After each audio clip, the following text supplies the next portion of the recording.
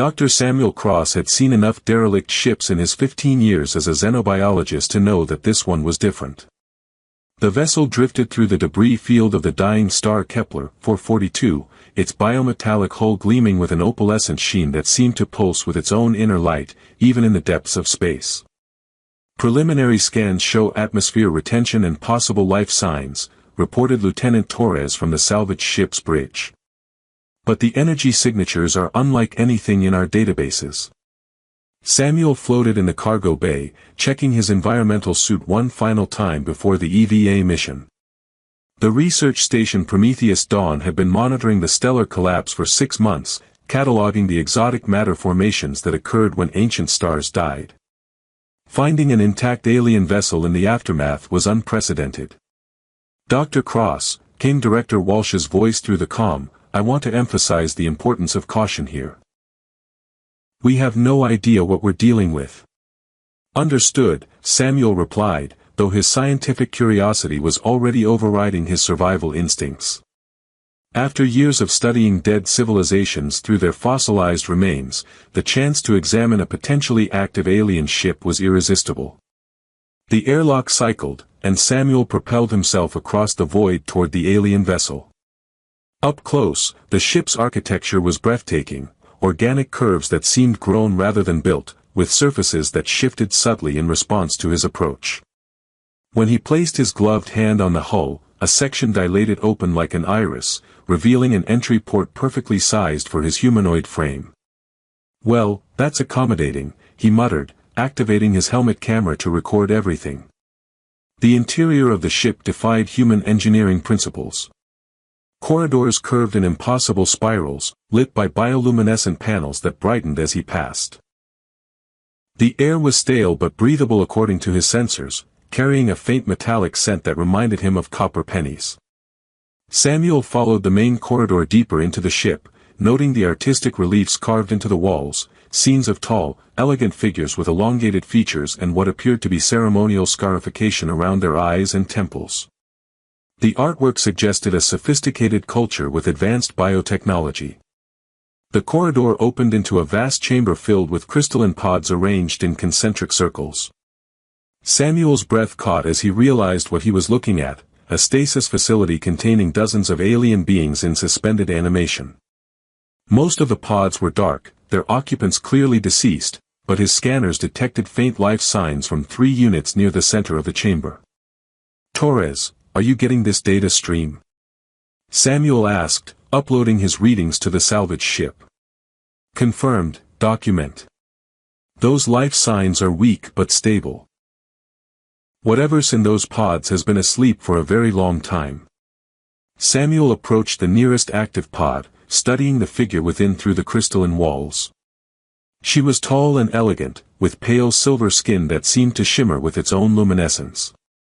Her features were humanoid but refined to an almost ethereal beauty, high cheekbones, a delicate nose, and lips that were stained a deep crimson as if painted with fresh blood.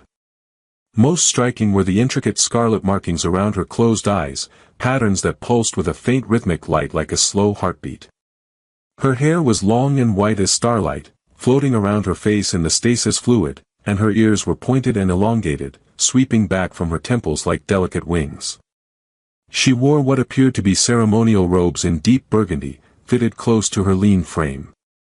As Samuel studied her, the pod system suddenly flickered and died. Warning lights began flashing throughout the chamber, and the musical hum of the stasis field cut out with jarring abruptness. "System failure," Samuel reported urgently. "The pod is opening." Crystalline walls retracted with a soft hiss, and stasis fluid drained away, leaving the alien woman lying on the pod's surface.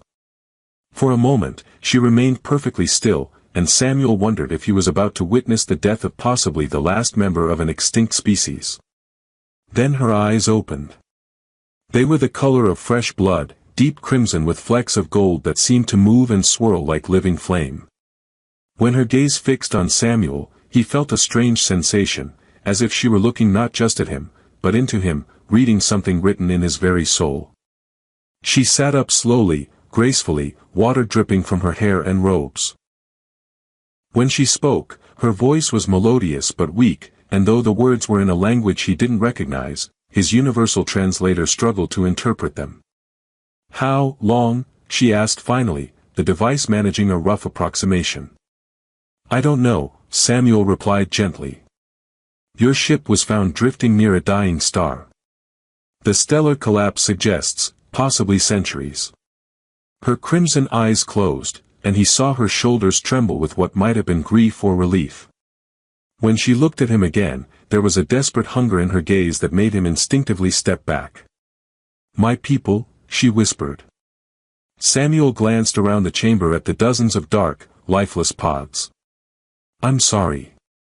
You may be the only survivor." The sound she made was barely audible, a keening cry of loss that seemed to resonate in his bones. She tried to stand but swayed dangerously, clearly weakened by her long stasis. "Easy," Samuel said, moving to support her. "You need medical attention." When his hands touched her arms, she looked up at him with sudden intensity. The crimson markings around her eyes pulsed brighter, and he could swear he felt something pass between them, a momentary connection that left him oddly breathless. "You are not of my people," she said, her universal translator adapting to his language patterns with remarkable speed. "Human," Samuel confirmed. "From the Sol system. I'm Dr. Samuel Cross, xenobiologist with the Prometheus Research Station." "Lyralii," she replied, then added something in her own language that the translator rendered as, "last daughter of the dying light." The formal nature of the introduction suggested nobility or high rank. She tried to take another step and collapsed, her legs unable to support her weight. Samuel caught her, noting how surprisingly light she felt despite her tall frame, and how her skin seemed to radiate a subtle warmth. "The hunger," she whispered, her crimson eyes wide with what looked like desperation. "It has been too long. I need." She trailed off, looking at him with an expression that mixed shame, hope, and terrible need. The markings around her eyes pulsed faster now, almost frantically. "What do you need?" Samuel asked, though part of him already suspected the answer based on her appearance and the ship's Gothic aesthetic. "Life essence," she said quietly. "Your kind would call it, blood. Without it, I will die within hours." Samuel stared at her, processing the implications. An alien vampire, the last of her kind, asking for his blood to survive. His scientific training told him to be cautious, to call for backup, to study the situation before taking action. But something in her eyes, the desperate hope mixed with resigned acceptance of probable refusal, made the decision for him. "How much do you need?" he asked. Lyralii's eyes widened in shock. "You would willing offer. Even knowing what I am. You're a being in desperate need, possibly the last repository of your species' entire culture and history. Of course I'll help." The smile that crossed her features was radiant, transforming her from merely beautiful to absolutely luminous. "You are either very brave or very foolish, Dr. Samuel Cross." "Probably both," he admitted, removing his helmet and exposing his neck. "What do I need to know?" "There will be pain, briefly. Then a connection unlike anything your species has experienced." Her expression grew serious. "I must warn you, my people's feeding creates bonds that may be permanent. Once I taste your life essence, I may never be able to sustain myself on any other." Samuel considered this, weighing the implications of becoming the sole food source for an alien being. It should have terrified him. Instead, he found the idea oddly compelling. "And what does that mean for me?" "I do not know," Lyralii admitted. "It has been millennia since my people bonded with another species. The effects may be unpredictable." Samuel looked around the chamber at the evidence of a dead civilization, then back at this remarkable woman who represented the last hope for preserving their legacy. The choice, when he really examined it, wasn't a choice at all. "Then I guess we'll find out together," he said, tilting his head to expose his throat. Lyralii moved with fluid grace, her hands gentle as they cradled his head. Her crimson eyes met his one final time, searching for any hint of fear or reluctance. "I will be as gentle as possible," she promised. Her fangs, when they extended, were delicate and sharp as crystal needles. When they pierced his skin, the pain was brief and quickly replaced by the most extraordinary sensation Samuel had ever experienced. It was as if lightning ran through his veins, but instead of burning, it illuminated. He could feel Lyraliai's presence in his mind, her desperate relief as his life force flowed into her, her amazement at the richness and complexity of human neural patterns. But more than that, he could sense her memories, flashes of a dying world, desperate evacuation ships, the choice to stay behind and ensure others' survival. And threading through it all was something he hadn't expected, her growing wonder at the taste of not just his blood, but his emotions, his memories, his very essence. She was experiencing his loneliness, his dedication to preserving knowledge, his deep empathy for lost things. When she finally pulled away, both of them were trembling. The markings around her eyes blazed with new life, and her silver skin seemed to glow with renewed vitality. But Samuel could still feel her presence in his mind, a warm consciousness intertwined with his own. "The bond is formed," she whispered, her voice filled with awe. "I can feel your thoughts, your emotions. And you can feel mine." Samuel nodded, still processing the incredible intimacy of the connection. "That was, unlike anything I could have imagined." "For me as well," Lyraliai admitted. "Your neural patterns are unlike any in our recorded history. The bond should be simple, predator and sustenance. Instead, it feels like..." She paused, searching for words. "Like coming home," Samuel finished, understanding exactly what she meant. She nodded, her crimson eyes bright with tears. "I swore to die with my world. But perhaps fate has given me a different path." As they stood together in the chamber of the dead, connected by bonds deeper than either had thought possible, Samuel realized that his life as a solitary researcher was over. Whatever came next, they would face it together. Outside the ship, the dying star continued its final collapse, but within its debris field, two beings from different worlds had found something neither expected. A connection that transcended species, a bond that promised to reshape both their destinies. The neural link between Samuel and Lyraliai deepened over the following hours as they worked together to stabilize her ship's failing systems.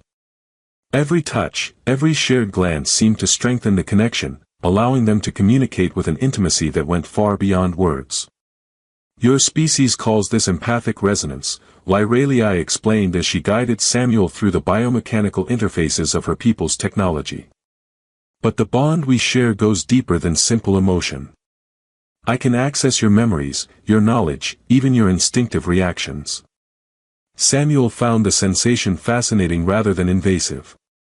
When Lyraliai needed to understand human technology to interface with the salvaged ship systems, she simply drew the knowledge from his mind.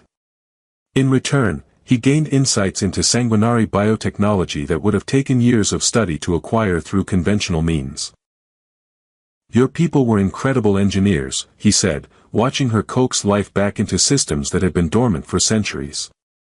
"This ship is more like a living organism than a machine. We believe that technology should grow rather than be built," Lyraliai replied, her hands dancing over panels that responded to her bioelectric field. "Our ships were partners, not tools. This vessel, Shadowheart, has been my companion for over 300 years." As she worked, Samuel experienced flashes of her memories through their bond, glimpses of her homeworld Valethros during its final days. He saw cities of living crystal and biometal reaching toward a dying sun, felt the desperate urgency as her people prepared their exodus ships, witnessed the terrible choice that led to her volunteering for the rear guard that would ensure the evacuation success. "You stayed behind," he said quietly. "You could have left with the first wave, but you chose to remain." Lyraliai's hands stilled on the controls. Someone had to maintain the planetary defense grid until the civilian ships cleared the system. "My brother commanded the military escort. I led the volunteers who stayed to buy them time." Through their link, Samuel felt the crushing weight of survivor's guilt she carried, the knowledge that dozens of her people had died ensuring the evacuation succeeded, while she alone had made it to a stasis pod when the grid finally failed. That's why you were in stasis, he realized. You were injured during the final assault. A solar flare damaged the planetary shields. I was caught in the backlash. Her crimson eyes met his. I should have died with my world. Instead, I slept for centuries while my people scattered across the galaxy, probably believing me dead. Samuel reached for her hand, offering comfort through both physical touch and their neural connection. You survived for a reason. Your ship, the cultural archives, the genetic templates in those other pods, you're carrying the future of your species. A future I no longer understand, Lyralii admitted. My people were never meant to be alone. We evolved as symbionts, forming bonds with other species that benefited both parties. Without those connections, without the energy exchange that sustained us, I fear we are doomed to extinction. As if summoned by her words, Samuel felt a sharp pang of hunger echo through their bond. Lyralii gasped, pressing her hand to her throat. The feeding, she whispered. It has only been 12 hours, but already the hunger returns. That seems fast, Samuel said, though he'd already begun rolling up his sleeve. How often did your people typically need to feed? Under normal circumstances, once every few days. But the bond we share has accelerated my metabolism. Your life essence is far richer than anything my people typically consumed. She looked at him with worry. I fear I am taking too much from you. Samuel checked his bio readings on his suit's medical scanner. His blood pressure was slightly low, but otherwise he felt fine, better than fine, actually. If anything, he felt more energetic and alert than he had in months. I seem to be handling it well, he assured her. And besides, there's something I should tell you about the effects on my end. What do you mean? Samuel hesitated, then decided on honesty. When you feed, I don't just give energy, I receive it too. I can feel my cellular regeneration accelerating, my neural pathways becoming more efficient. I think the bond is enhancing my physiology. Lyralii's eyes widened. That should not be possible. My people were energy parasites, not symbionts. Maybe your people never bonded with a species like humans before. Maybe we're more compatible than anyone realized. As she fed again, Samuel experienced another flood of shared memories. This time, he saw deeper into sanguinari culture, their role as galactic librarians, preserving the histories and knowledge of civilizations they encountered. He witnessed their complex relationships with dozens of species, partnerships that lasted for generations and enriched both sides. But he also felt Lyralii experiencing his memories in return. She saw his childhood on the research colony of New Geneva, his fascination with xenoarchaeology, the tragic plague outbreak that killed his entire research team on Kepler 438b. Through their bond, she experienced his survivor's guilt, his retreat into solitary research, his desperate need to preserve knowledge as a way of honoring the dead. When the feeding ended, they sat in silence for several minutes, processing the depth of understanding they'd gained about each other. We are both survivors, Lyralii said finally. Both carrying the weight of worlds we could not save. Maybe that's why the bond works so well, Samuel replied. We understand each other's pain. There is something else, Lyralii said hesitantly. Something I discovered in your memories that troubles me. What? Your research station. They will expect you to return with reports about this ship, about me. How will your people react to learning that you have bonded with what did your mind translate it as? A vampire? Samuel had been avoiding thinking about exactly that problem. The Prometheus Dawn's mission was to catalog stellar phenomena and xenological discoveries, but finding a living alien with apparent parasitic requirements would trigger all sorts of protocols he'd rather not deal with. They'll want to study you, he admitted. Probably isolate you for observation, run tests, catalog your abilities. The Science Council will see you as a specimen rather than a person. And you? How do they see you? As someone who's just made the most significant xenological contact in human history. Or as someone who's been compromised by alien influence. Samuel rubbed his temples, feeling the beginning of a headache that might have been exhaustion or stress. The bond complicates everything. They'll question whether my judgment has been affected, whether you're somehow controlling me. Through their link, he felt Lyraliai's distress at the thought of causing him professional problems. I could attempt to break the bond, she offered quietly. Though I am not certain it would be survivable for either of us at this point. I don't want to break it, Samuel said firmly. What I want is to find a way to make this work, for both of us, and for both our species. How? Samuel was quiet for a moment, thinking through possibilities. Your people were librarians, preservers of knowledge. What if we presented you that way? Not as a specimen to be studied, but as a living repository of galactic history who's willing to share that knowledge in exchange for protection and resources. You would trust your people to honor such an arrangement? Some of them, yes. Director Walsh is a scientist first, she'll see the value of what you represent. The Research Council might be harder to convince, but if we approach this carefully. Their conversation was interrupted by an urgent transmission from the salvage ship. Dr. Cross, we're detecting massive system failures aboard the alien vessel. What's your status?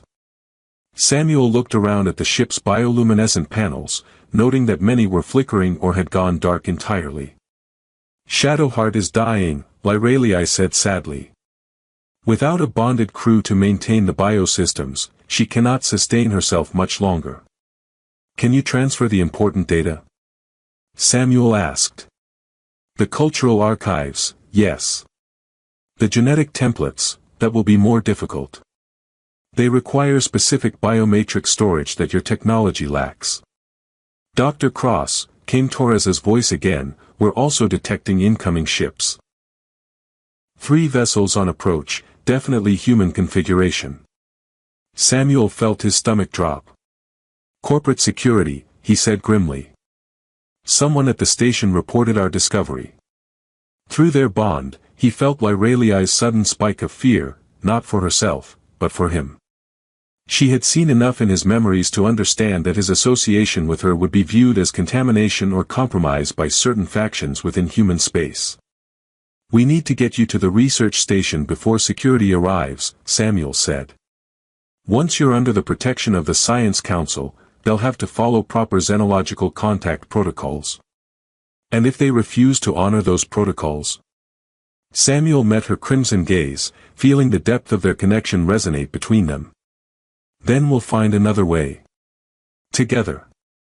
As alarms began blaring throughout Shadowheart's failing systems, Samuel realized that their bond had created more than just a feeding relationship.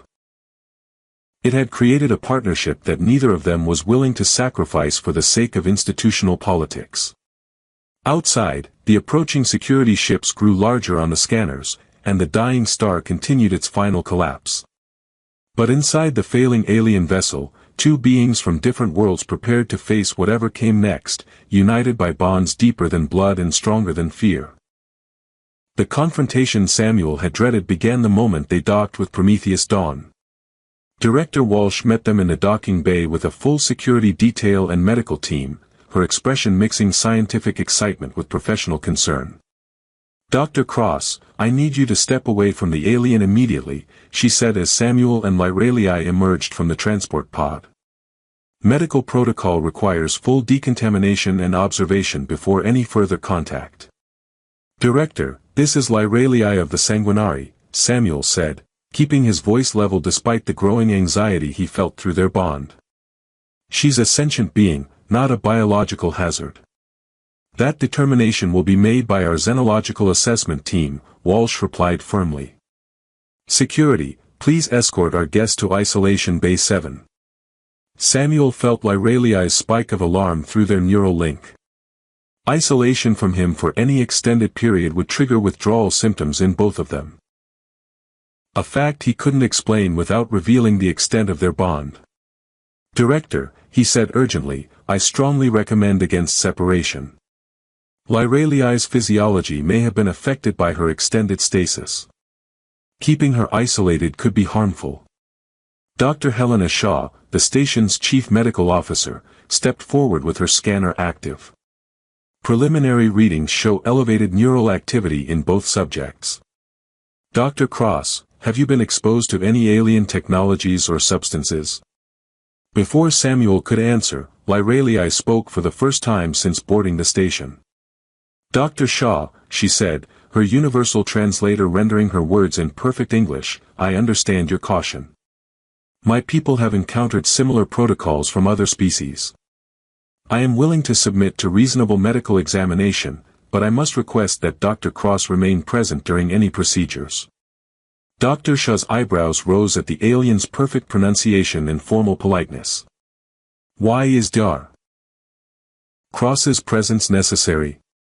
My species forms empathic bonds during times of stress, Lyraliai explained, sticking close to the truth without revealing the feeding relationship. Separation from familiar individuals can trigger adverse physiological reactions. It wasn't entirely a lie, the bond did create empathic connections, and separation would definitely trigger adverse reactions. Samuel admired her diplomatic phrasing. Interesting, Dr. Shaw murmured, adjusting her scanner settings. I'm detecting synchronized neural patterns between you and Dr. Cross. When did this bonding occur? During first contact aboard her vessel, Samuel said. It appears to be an automatic defense mechanism. Her species evolved to form temporary alliances during dangerous situations. Director Walsh studied them both with sharp eyes. And you didn't think to report this development immediately? The priority was stabilizing her condition and preserving the cultural data from her ship, Samuel replied. The bonding appeared harmless, if anything, it facilitated communication and cooperation. What he didn't mention was the growing dependency they both felt, the way separation for even an hour left him irritable and unfocused while Lyraliai's energy levels plummeted. The bond was evolving beyond anything either of them had anticipated. Very well, Director Walsh decided. You'll both submit to medical evaluation, but Dr. Cross can remain present during the examination. However, I must insist on comprehensive testing before we proceed with any formal contact protocols. The next 6 hours were a grueling series of tests, scans, and interviews. Dr. Shaw's medical team documented every aspect of Lyraliai's physiology while xenological specialists peppered her with questions about her species, their technology, and their intentions. Through it all, Samuel remained at her side, their bond allowing them to coordinate their responses and support each other through the stressful process. Remarkable, Dr. Shaw reported during the preliminary briefing. Her cellular structure is unlike anything in our databases. The photosynthetic patches on her skin can process multiple types of radiation, her neural density is approximately 3 times human normal, and her metabolic efficiency is extraordinary. What about the bonding phenomenon? Director Walsh asked. Genuine empathic resonance, Dr. Shaw confirmed. Their neural patterns show clear synchronization, and separation testing produced measurable stress responses in both subjects. Whatever process creates this bond, it appears to be physiologically significant. Samuel felt relief wash through their connection. The medical team had documented the bond's effects without discovering its true nature. That Lyraliai required his blood to survive and that he was becoming increasingly dependent on their connection. The relief was short-lived. Commander Hayes from corporate security arrived during the evening shift, bringing with him a team of specialists and a mandate that chilled Samuel's blood. Director Walsh, Hayes announced, by order of the Colonial Science Consortium, this alien is to be transferred to the secure research facility on Titan Station for comprehensive study. Commander, that seems premature, Walsh protested. We're still conducting preliminary evaluations. The decision has been made at the highest levels. This represents the first living specimen of a previously unknown sapient species. The research value is incalculable. I'm not a specimen, Lyraliai said quietly, but her words carried clearly through the conference room. I'm a sentient being with rights under the Galactic Accords on sapient species. Hayes barely glanced at her. Those accords apply to recognized species with established diplomatic relations. Your people have no such status. Samuel felt rage building through their bond, not from Lyralii, but from himself. She's offering to share her knowledge freely in exchange for protection and reasonable treatment. Imprisoning her on Titan Station violates every principle of xenological contact ethics. Dr. Cross, Hayes said coldly, your objectivity regarding this creature has been compromised by alien influence. You'll be remaining here for psychological evaluation while she's transferred. The word creature triggered something in Lyralii that Samuel had never felt before. Through their bond, he experienced a flash of her people's predatory nature, a cold, calculating assessment of threats and the sudden urge to eliminate opposition through swift, decisive violence. I would not recommend separation, Lyralii said, her voice taking on harmonics that seemed to resonate in the station's hull. Dar. Cross's well-being is linked to mine through the empathic bond. Disrupting that connection could have unpredictable consequences. Several security personnel shifted nervously, their hands moving toward their weapons. Samuel realized that Lyralii was unconsciously projecting the pheromones her species used to intimidate rivals, a defense mechanism activated by the threat of forced separation.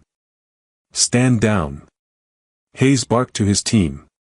Threat assessment protocols are in effect. She's not threatening anyone, Samuel said urgently. She's warning you about medical consequences. Commander, the empathic bond is physiologically significant. Separating us could harm us both.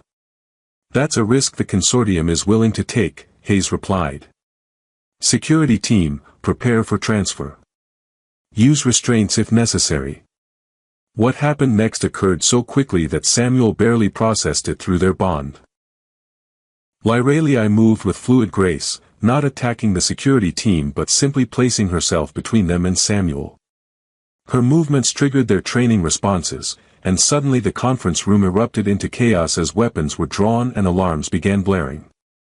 Nobody move. Hayes shouted over the noise. Through their bond, Samuel felt Lyralii's horror at the situation spiraling out of control. She had only intended to protect him, but her natural predatory grace had been interpreted as an attack posture.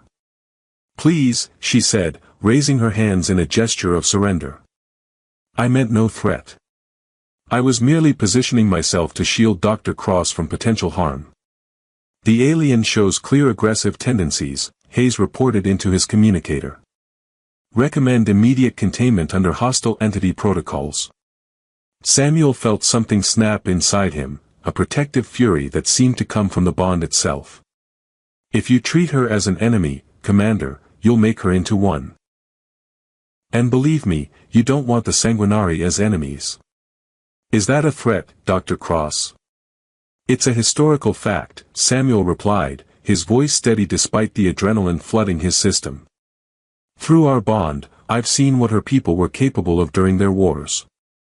They were apex predators who could move through shadows, strike without warning, and coordinate attacks across multiple star systems. The only reason they're not still a galactic power is because they chose evacuation over conquest when their homeworld died. Hayes's expression hardened. All the more reason to contain this threat before it can contact others of its kind.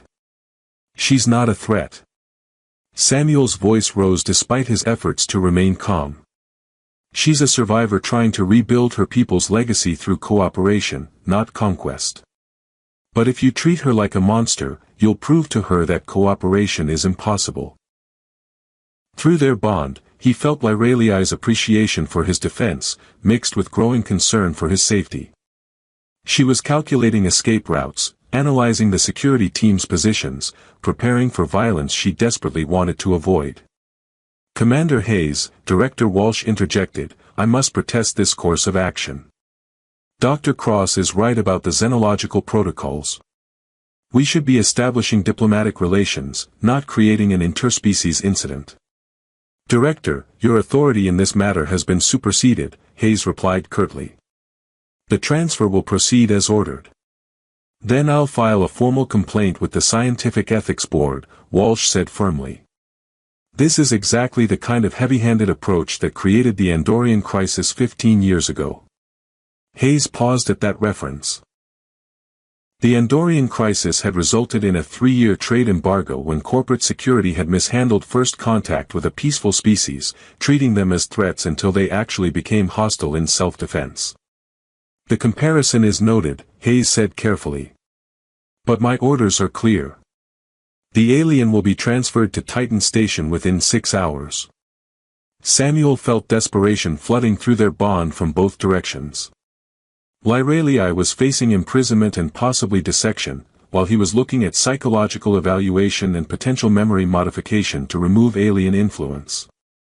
Worse, separation would trigger withdrawal symptoms that could incapacitate them both. Commander, Lyralii said quietly, may I make a formal request under the Sapient Rights Protocol? You have no standing under those protocols. Then grant me temporary standing for the purpose of this request, she said with dignity that impressed even Hayes' security team. I formally request political asylum based on credible threat to my life and liberty. The request stopped Hayes cold. Asylum claims triggered automatic review processes that even corporate security couldn't override without cause. On what grounds? He asked reluctantly. I am the last survivor of a destroyed civilization, carrying irreplaceable cultural and genetic archives that represent my people's only hope for survival. Imprisonment and forced experimentation would constitute genocide against the sanguinary species. It was a brilliant legal maneuver that Samuel hadn't seen coming. Through their bond, he felt Lyralii's satisfaction at finding a bureaucratic weapon to use against bureaucratic oppression. Asylum claims require sponsorship by a recognized government or institution, Hayes pointed out. I sponsor her claim, Director Walsh said immediately. The Prometheus Research Consortium has authority to grant temporary protected status to xenological contacts pending formal review. Director, you're exceeding your mandate, Hayes warned. I'm exercising established xenological protocols, Walsh replied firmly. Protocols that were specifically created to prevent situations like this one. Through their bond, Samuel felt hope beginning to build in Lyralii's mind. The asylum claim wouldn't protect her permanently, but it would buy time for a proper diplomatic solution.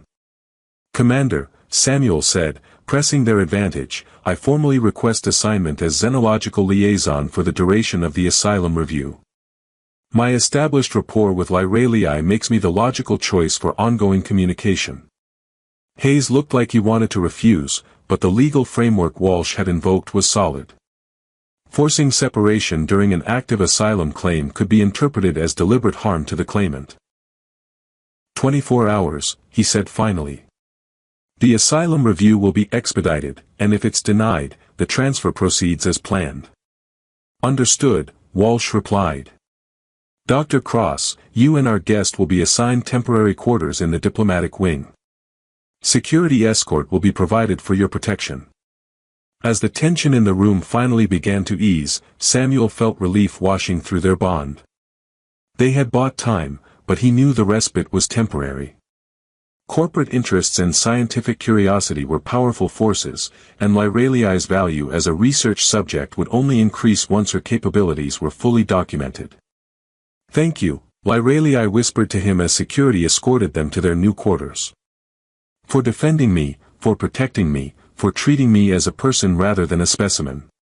Thank you for finding a legal way to fight back, Samuel replied through their bond. I didn't know you were familiar with human asylum law. My people were galactic librarians, she reminded him with a slight smile. We collected more than just histories and genetic templates. Legal precedents and diplomatic protocols were also preserved in our archives. Their temporary quarters were comfortable but clearly monitored, sensors tracking their movements, communications logged and analyzed.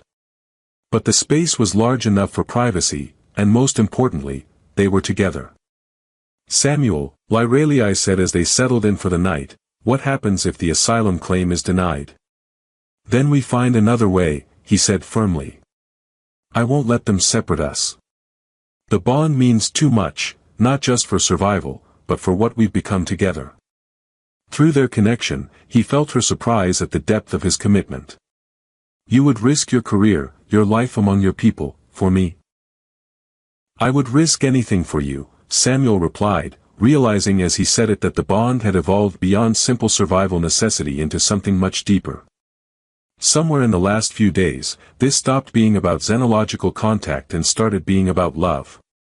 Lyraliai's crimson eyes widened, and through their bond he felt her heart skip, metaphorically, since her physiology was quite different from human.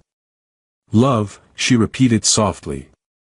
I was afraid to name what I felt, afraid that the bond was creating artificial emotions. The bond brought us together, Samuel said, taking her hands in his. But what we feel for each other, that's real. That's choice, not biological imperative. As if to prove his point, Lyraliai leaned forward and kissed him, not a feeding kiss, but something tender and entirely human in its emotional content. Through their bond, he felt her wonder at choosing affection over necessity, her joy at finding love in the midst of loss. Tomorrow brings new challenges, she said as they held each other in the monitored darkness. But tonight, we are together. Always together, Samuel promised, though he knew that keeping that promise might require sacrifices neither of them had yet imagined. Outside their quarters, corporate security maintained their watch, and somewhere in the administrative levels, decisions were being made about their future. But in the small space they'd been granted, two beings from different worlds discovered that love could transcend species, politics, and even the corporate machinery that sought to tear them apart.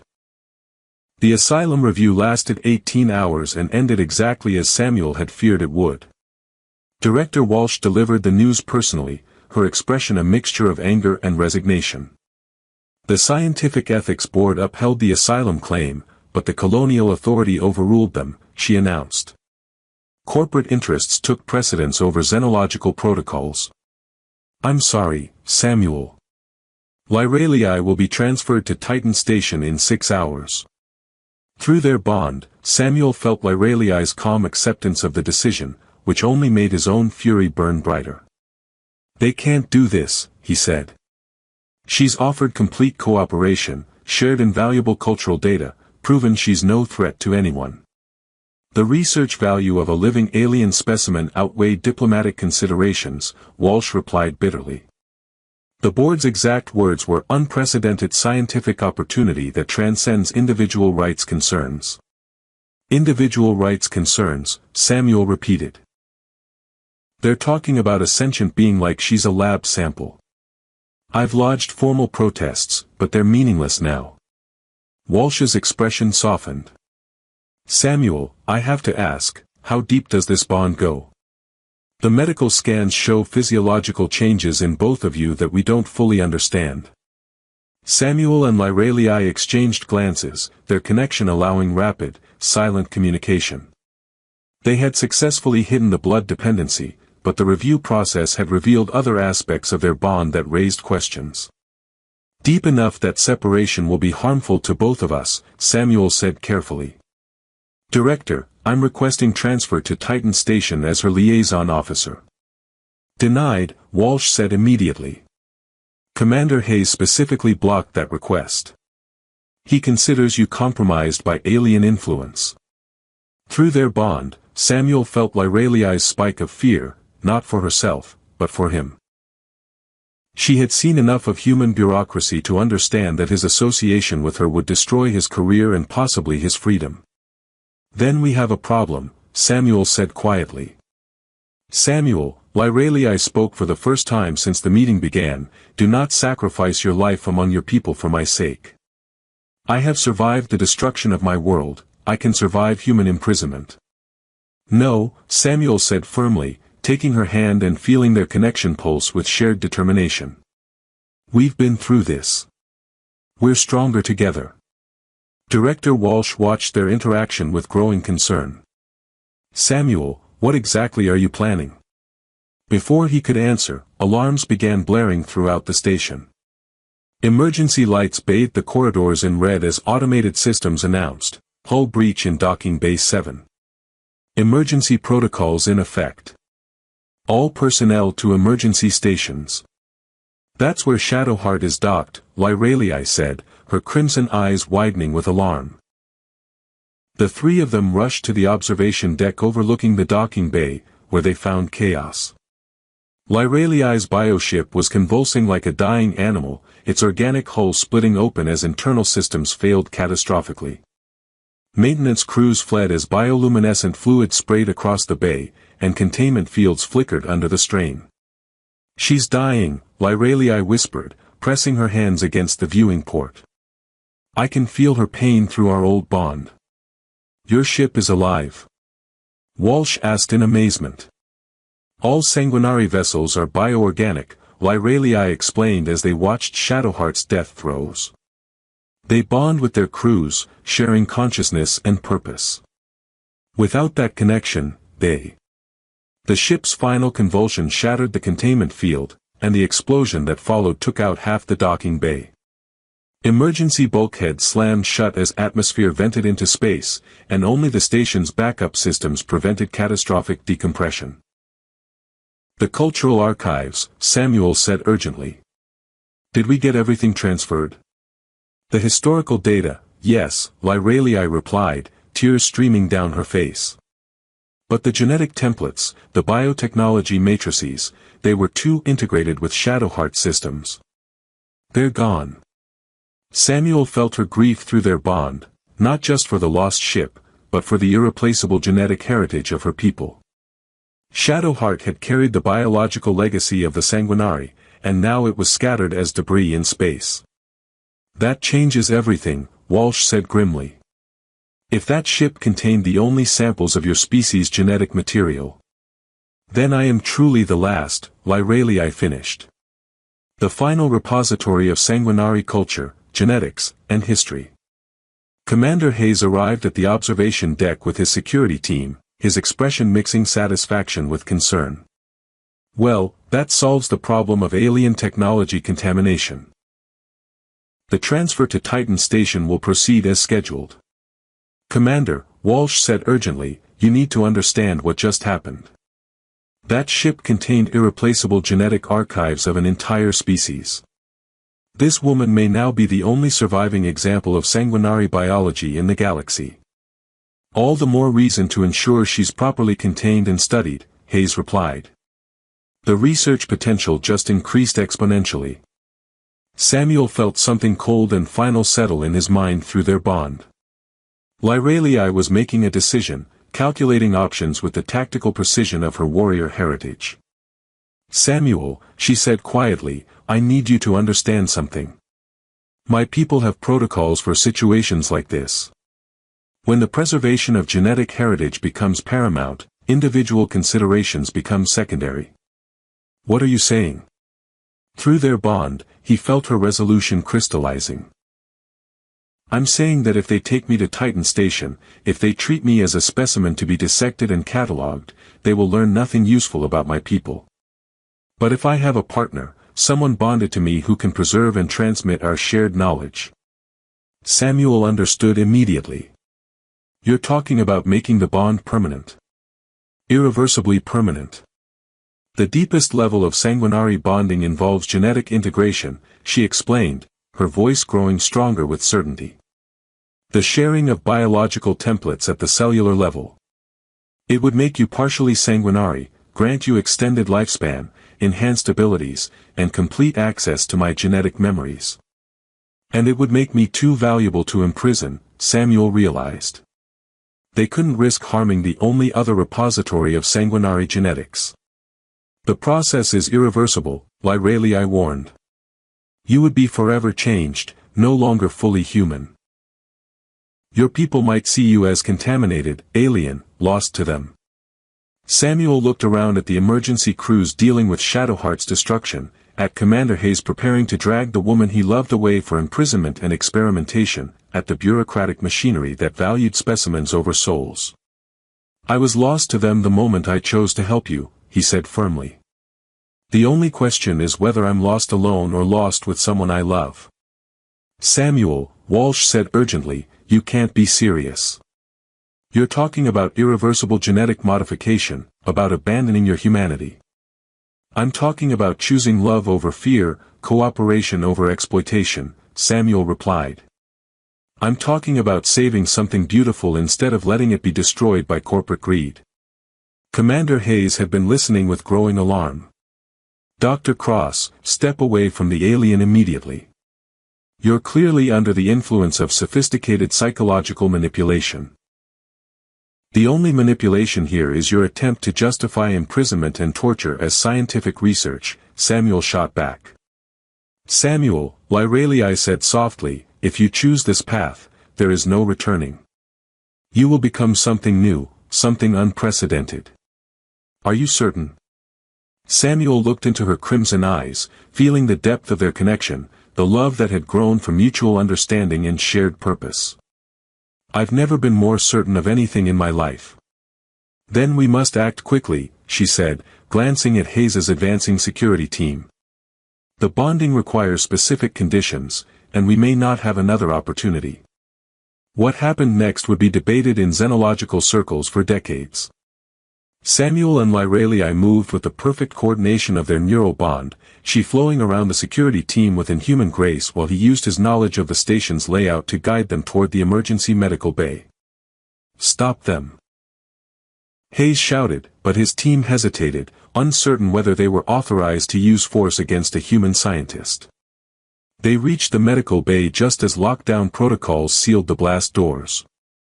Lyralii's hands flew over the medical equipment, her enhanced understanding of biological systems allowing her to modify the surgical suite for their needs.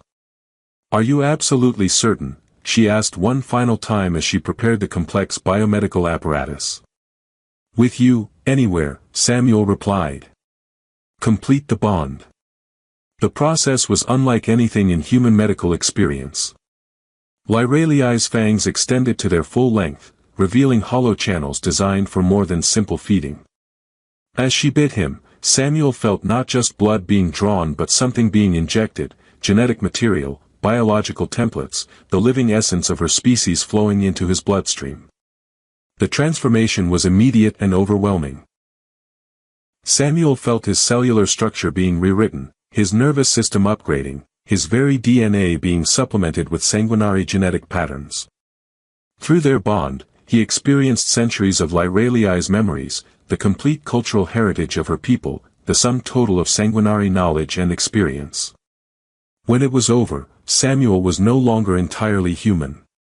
His skin had taken on a subtle luminescence, his senses had enhanced beyond normal human ranges, and his lifespan had extended to match Lyralii's centuries-long existence.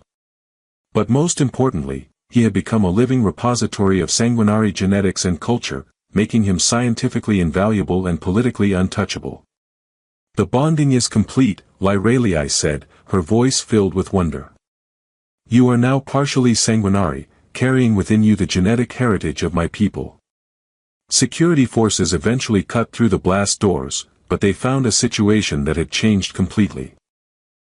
Samuel was no longer a compromised researcher, he was the co-guardian of an extinct civilization's legacy, too valuable to imprison and too important to ignore. Director Walsh stared at the transformed pair in amazement. Samuel, what have you done? What was necessary, Samuel replied, noting how his enhanced senses could detect the emotional states of everyone in the room.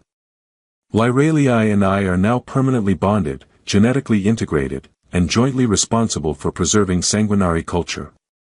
Separating us would risk losing that heritage forever.